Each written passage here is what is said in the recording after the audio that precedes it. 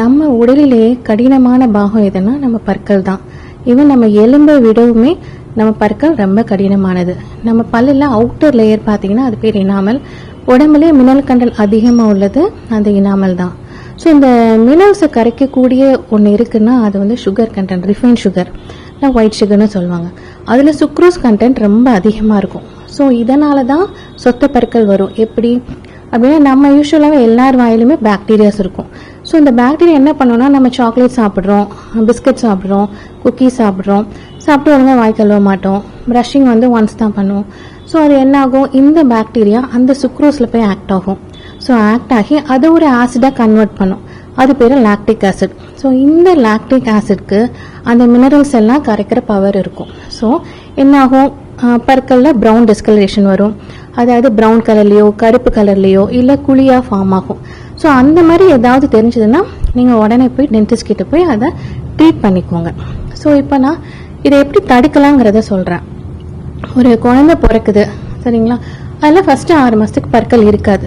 So என்ன இருக்கும், அதில் ஊன் மட்டும்தான் இருக்கும். அது இங்கிலீஷில் கம் பேட்ஸ்ன்னு சொல்லுவாங்க. ஸோ அதை வந்து அதையுமே நம்ம க்ளீன் பண்ணணும். தாய்ப்பால் கொடுத்துட்டு நம்ம அப்படியே தூங்க போட்டுறக்கூடாது. ஃபர்ஸ்ட் ஒரு துணியை எடுத்து வெது தண்ணியில் முக்கி நல்லா அந்த கம் பேட்ஸை க்ளீன் பண்ணிட்டு தான் தூங்க வைக்கணும் சரிங்களா. ஒரு தடவை பால் கொடுக்கும்போது அந்த ஸ்டெப் ஃபாலோ பண்ணணும். 6 மந்த்ஸில் ஃபர்ஸ்ட் டூத் எரப்ட் ஆகும். ஸோ 3 இயர்ஸ் வரைக்கும் பால் பற்கள் வந்துகிட்டே இருக்கும். 12 இயர்ஸ் வரைக்கும் பால் பற்களும் இருக்கும், பெர்மனன்ட் பற்களும் இருக்கும் சரிங்களா. ஸோ 6 இயர்ஸ்க்குள்ள அந்த டெசிடியூஸ் டூத் மட்டும்தான் இருக்கும், பால் பற்கள் மட்டும்தான் இருக்கும். ஸோ இந்த டைமில் அதை எப்படி பராமரிக்கலாம் அப்படின்னா, யூஸ்வலாக நம்ம ஃபர்ஸ்ட் டீத் எரப்ட் ஆன உடனேயே நம்ம டென்டிஸ்ட்டை கண்டிப்பாக விசிட் பண்ணணும் சரிங்களா. ஸோ எப்படிலாம் ப்ரிவென்ட் பண்ணலாம்னா, ஃபர்ஸ்ட் வந்து fluoridated toothpaste. So fluoride toothpaste இருக்க ஏன் யூஸ் பண்ணணும்னா, இப்போ நான் சொன்னேன்ல பல்லு இருக்கிற மினரல்ஸை ரொம்ப ஈஸியாக கரைச்சிரும்னு. ஆனால் நீங்கள் ஃப்ளூரைட் யூஸ் பண்ணீங்க, ஃப்ளூரைட் டூத் பேஸ்ட் யூஸ் பண்ணீங்கன்னா அந்த மினரல்ஸ் வந்து அவ்வளோ ஈஸியில் கரைய முடியாது. டூத் அவ்வளோ ஸ்ட்ராங் ஆக்கிடும். அது பேர் ஃப்ளூர் ஆப்டேட் கிறிஸ்டல் சொல்லுவாங்க. ஸோ அந்த ஃப்ளூரைட் இருக்கும்போது டூத் ரொம்ப ஸ்ட்ராங்காக இருக்கும்.